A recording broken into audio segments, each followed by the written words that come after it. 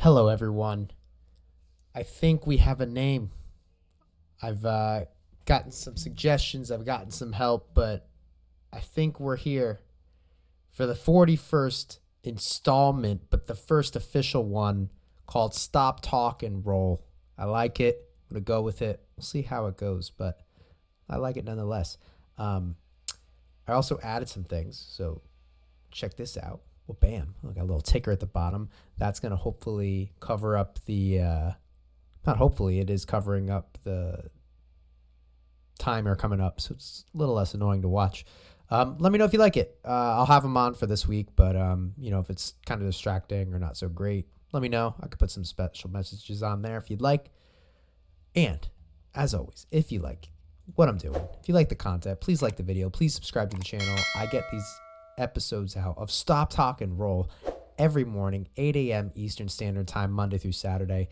Today, we have Rafael making a return in the white gi, and somehow Pete has dodged all of the rounds so far, but we have Pete here in the tan colored gi. Pete has a ton of videos coming up. I got a lot of videos of him. Last thing before we jump into this, if you would like to, as you can see in the ticker, if you'd like me to review your rounds, get them to me. Get in touch with me. We'll figure out something. I need a lot of episodes, guys. I'm planning on taking a little vacation in July, and I obviously don't want the content to stop. So if you can get me some rounds, I'll get some out. Let's do it.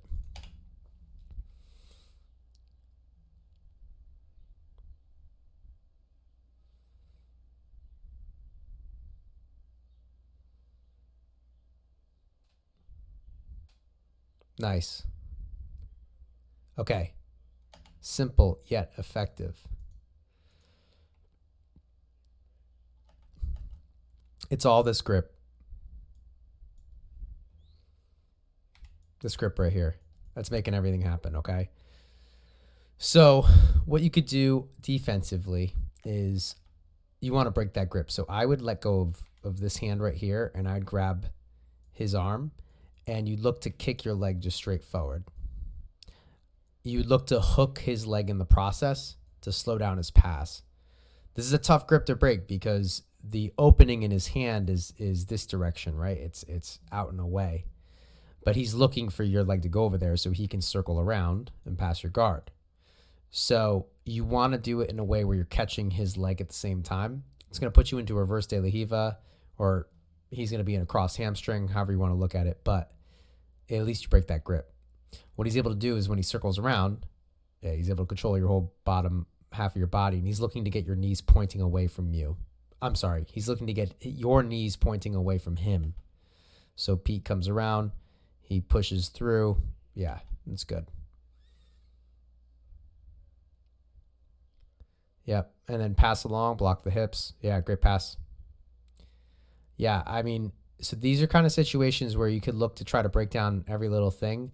But honestly, if you just, even here still,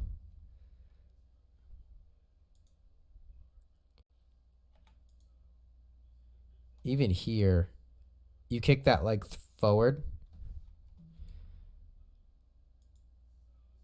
You can kick that leg forward right here and take this foot and place it on his shoulder or into his like hip pocket right here and push yourself away. You can slow this pass down. But good pass nonetheless.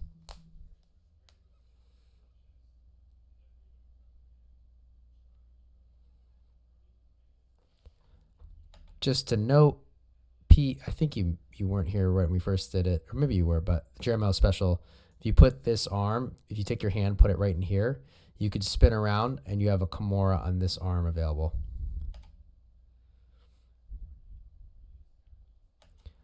I'm not saying right or wrong yet, but I'm always kind of apprehensive about grips that pull the person down on top of us.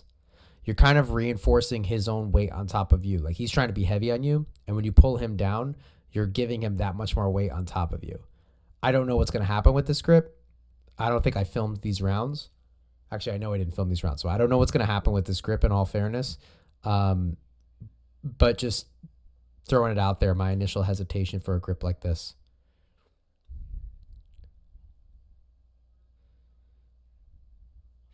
This whole time I'd be looking, yeah, it's like nice Kimura right there.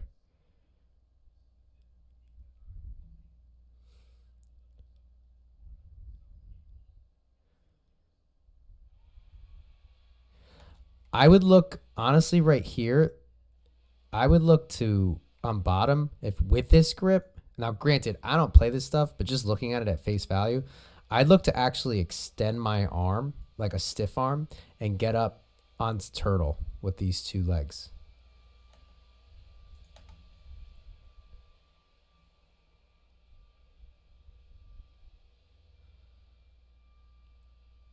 Same thing here. I'd look to bicep punch. So you just basically take your bicep. I think I've showed this before, and you hook around. So like right here, you would just shove his head down to the floor, or at least in this direction, and you could pop up the turtle. Or at the very yeah, there you go, turtle. Nice. Good job. So now let's see. Did that grip do anything for us? Was that the reason we got out? Oh no, we lost the grip. So you were able, oh no, you get it back. I don't know. Does that really make the difference? Let's see. I mean, you have the grip, but it's loose. Pete sits back. You know what? I hesitate to pass judgment on that grip. I don't know what it's doing for you, but you made Pete sit up. So maybe there's something going on there that I'm not seeing. Maybe I have to get in there to feel it, but let's see.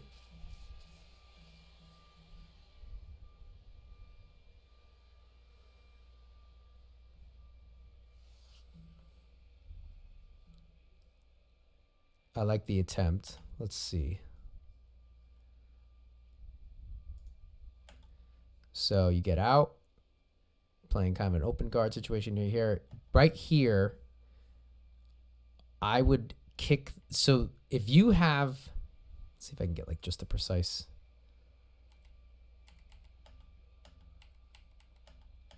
So let's see if we can, okay, that's a good frame. So you could have done this earlier, but this is just a good frame to look at it. Whenever somebody is playing in my butterfly guard and they put a knee on the floor, that other leg, and the other leg comes up, that other leg makes this big shelf that you could put your foot anywhere along, and you could just kick up and toss him over. Now, Pete knows that's coming, or maybe you kick him a little bit and he blocks his elbow. But what I would recommend is when you're in this position, as you go, don't let go of this grip right here, this elbow. He goes to sit down. If you still have this elbow blocked and you just kick him hard this direction, he's going to go over. At the very least, he's going to have to base with this leg, and you can enter into single leg X or ashigarami, however you want to look at it. Yeah, see, like you're hung up on the knee right here. Don't worry about the knee. You want to block this arm to expose this edge of the triangle. Boom, boom, boom. He's going to go right over this way. Yeah, you almost hit it again. You're almost hitting it and you're not blocking the right post. That's how strong that is.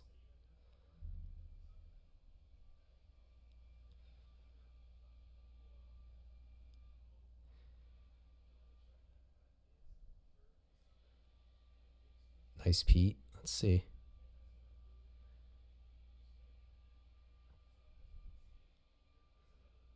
Yep. Beautiful. Beautiful. I'm going to let this play out, but I have some good stuff. Nice, Pete.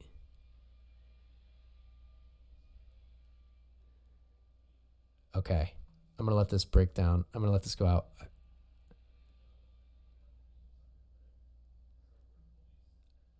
Okay. Okay. That's a good chain right there. Okay. So backing this up. Okay. So he turns over. I would put this hand through and capture his wrist right here and pull it back. That's going to break down his base on this side. And it's going to leave you to do everything that you wanted to just do with just a stronger grip on his arm initially. You slick the knee through. That's good. Yeah, so like see how you're fighting for this? If back here, Pete, you just kept your hand through and held on to his wrist right here and curled it in, pulled it tight, preferably like right on the meat of the pinky, It's going to be very difficult for him to deal with. While you're doing that, you can look to get over with this overhook, and then more easily connect your seatbelt, or you can get around on the same side as you do here. Oh no, you get it back. Okay. Yeah, so you could have a seatbelt right now. Rafael, this is a mistake. That's a bait. You don't want to come here. What you want to be doing is looking to fight hands and either stand up and build base or roll to your side. But Pete, this is perfect. Get in there. You see how you end up grabbing it anyway? So you could have had that a little further back, and then you could have been digging for his leg. So you roll through, immediately Kimura grip. I would look for the Kimura grip. But the choke works too. Roll through. Now, I would close your guard right around this area right here. So you're over his hip. Let's see if we get a better angle of this in a second. Yeah, so like right here, you could close your guard around his hip, like right here. Oh yeah, right here. So just bring the back of your knee. So instead of it being framed down here like so, you're just going to slide the knee up over here. So you're like this, right? And then you're going to lock your feet with his hip in the middle of that lock. Okay. What that's going to allow you to do is, when you're ready, to easily hip into his back, into his lower back, which is going to pry him open. And then you could put your top hook in very easily. Very difficult to defend.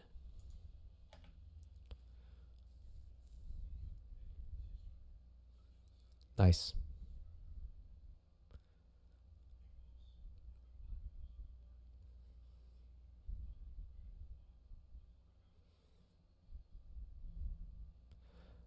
Rafael, you got to be looking to create a disconnect between your back and his chest.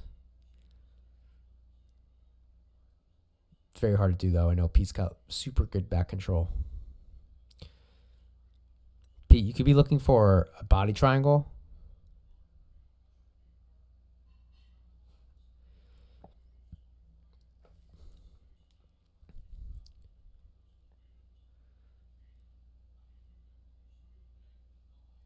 Yeah, you got to keep defending with your hands. I'd put that body triangle in right there. So sometimes when you don't have the choke in tight, you can use while he's fighting for the choke, you could be upgrading your positioning. So here, while he's like really legitimately defending the choke, you could be looking to walk your legs up higher on his body and get a body triangle pretty high up. Raf, I would be hand fighting the whole time, defending your neck. Yeah, good. I'm glad your hands are up there. Pete, what you could be considering to do here is, yeah, you just got his hands. I'd look to trap one of his arms underneath one of your legs. Unless that kind of shows up, I'm not really going to talk about it too much. Yeah, like right here. That's perfect. Bring this leg over the top and trap his arm. And then you can lock a triangle around his arm too. When anyone ever does this to me, I start violently attacking the choke. You could keep... Okay, you're going to do the bow and arrow. For the rear naked, you need to get this in way deeper, but you might get a pressure tap here. Yeah, you want to get this. You want to get this into the crook of his. You want to get the crook of your elbow in front of his neck here. Nice job though, Raf. That's tough. He's got a very good back control.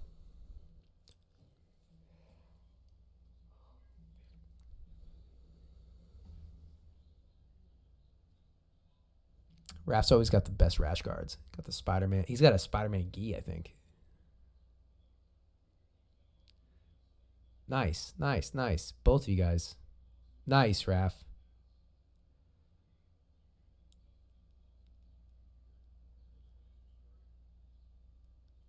Okay.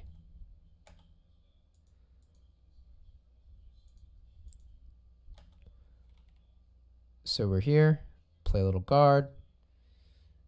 So, couple things. Pete, if you're able to get here, I would look to drive his knees together. So kind of like pivot and bring your hip down and collapse his knees together. And then replace this knee that you have in here. Replace this knee in here with your back knee. Kind of like how you kind of flew around there. To clear this hook, what you could do is take this knee and just kind of like knee him in the thigh, and that'll pop this hook off instead of fighting this. Raf, really good job holding on to that. I would be looking. Okay, this is fine. This is fine. Then right here, Raf, I would be looking, instead of going on the outside here, because you don't really have an angle to play an outside guard right here, I'd look to put an inside hook just right here, or at the very least just on his hip. Because what happens next, yeah, like you have no control over him right now. If you had a hook in, instead of defending with this bottom leg, you would have a top leg where you can really push him away.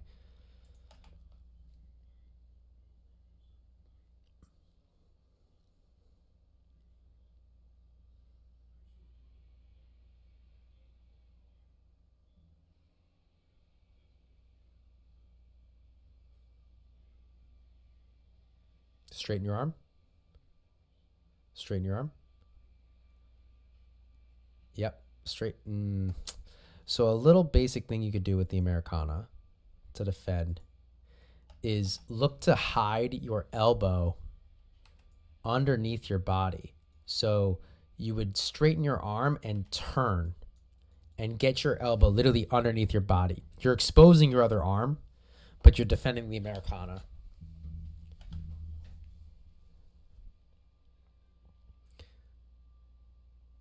Nice active hands, Pete. Nice job. That might be the end of the round. Let's see. Okay, they keep going for a little bit. The round's almost over.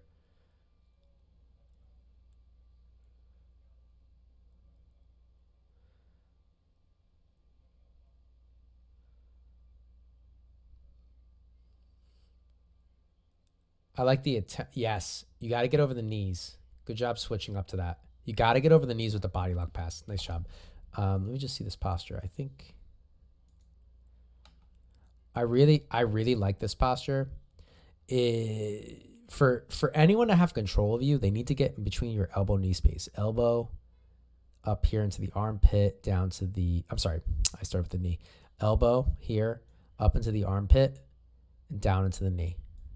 Okay? Pete's completely closed that space off, right? So here's that space, right? He's blocked it off on all sides here. So this is good. This is good, like butterfly posture here. He's not going to get flying triangled. All right. There's a little opening, but he's playing at this point. He's not in any danger of getting flying triangled or flying armbarred. Okay. So that's really important when you're playing butterfly, to make sure you're tight like that, or any position really. And now I like the body lock attempt, but when the knees are free, you're able to move your hips. And if you're able to move your hips, you're able to have free mobility of your body. So you do want to start with the feet, but you want to get control over the knees as quickly as possible. Then you can start threatening a pass. I don't really care too much if somebody has my feet. I'm not going to let them keep those grips, but I'm also not like, it's not a huge deal right now. I'm not in danger yet. But the second my knees get either collapsed together and controlled, or they get over my knees, that's a big problem. I want to address that. I don't even want to let them get there, to be honest. So I don't know if Pete's doing a good job defending that, or Rafael, if you're not just going for that, but it looks like you attempt to go for it here, and then immediately Pete's like, nope, right? And you guys might not realize that, or you may realize that, but that's a super important thing when you're playing guard or when you're passing, is you want to control that space. All right, nice round, guys. If I didn't mention it, and if you didn't see it in the little ticker, let me know how the ticker is, like for real. I don't want it to be annoying or anything. I think it's like slow enough, but if you would like me to review one of your rounds, just follow the information in the ticker. It's also always in the description as well. Please like and subscribe. I hope you enjoyed the video. I hope you learned something of Stop, Talk, and Roll. First official named podcast. Not a podcast. Video. Whatever. And yeah. I don't know what I'm doing with my hands here. I think I'm preparing for my trip. I'm going to Italy. So, I mean, I'm already Italian. I talk with my hands, but, a little extra. All right. Ciao. I can't find them. Where's my mouse? Okay.